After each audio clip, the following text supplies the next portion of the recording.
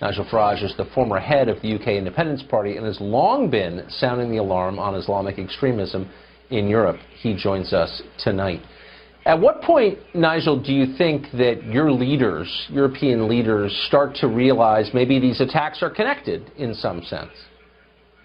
Oh, no, there's no realization at all. In fact, what happens is they all stand up and they say, we stand in solidarity with Barcelona or Brussels or Stockholm or Paris or London or wherever it may be, and this is really, truly awful, and we have no understanding of why this is going on.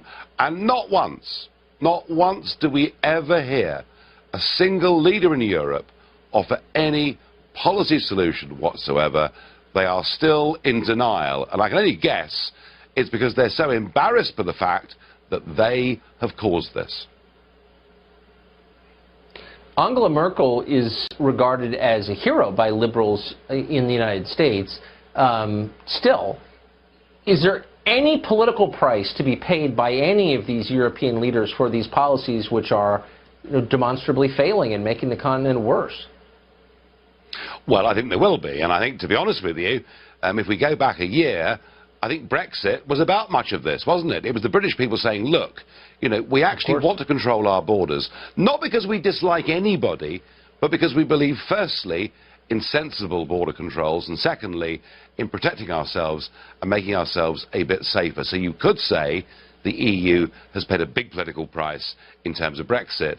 But for the moment, one of the problems is that many of the parties around Europe that stand up against Islamic extremism themselves appear to the electorate at times to be a bit extreme themselves. Right. Well, that is true. Is it my imagination, or are we not seeing attacks like this in Central and Eastern Europe?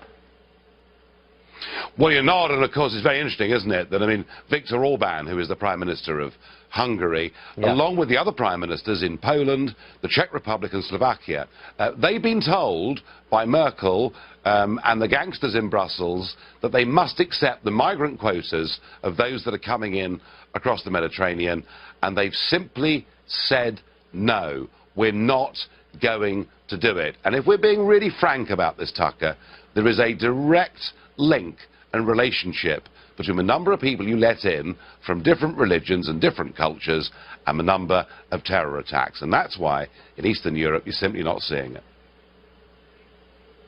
Interesting. Do you think they can hold out against the demands from Brussels to change their immigration policy? They're being threatened with going to the European Court. They're being threatened with being fined. They're being threatened with European funds being withheld. Do you know something? These countries have lived under communism. They've lived under Nazism. They've lived under all these things within living memory, within a human lifespan. And I do not think they are going to buckle for one moment. And when you see scenes like that boat coming onto the beach in Cadiz the other day, I think they're pretty determined to stand their ground. Why would, and I'm sure that you could write a book on this because there's a lot of psychodrama in it, but crisply, why in the world would European leaders want Hungary to follow the example of Germany's immigration policy?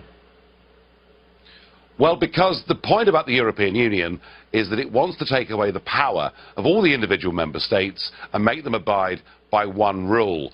And that's the path they've headed down with the euro and everything else. They wanted to create a United States of Europe, but the problem is this is not America.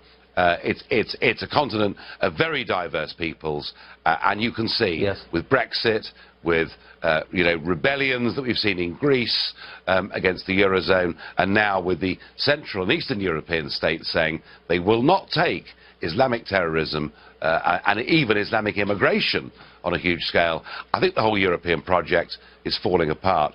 But I tell you what interests me, apart from what's happening in Europe, is, okay, we can say the European politicians are in denial, but it's what's happening in America that amazes me. Seems to me there's a large section of America that is much more concerned with tearing down historical statues that date back to the Civil War than recognizing who the real enemy of the West is.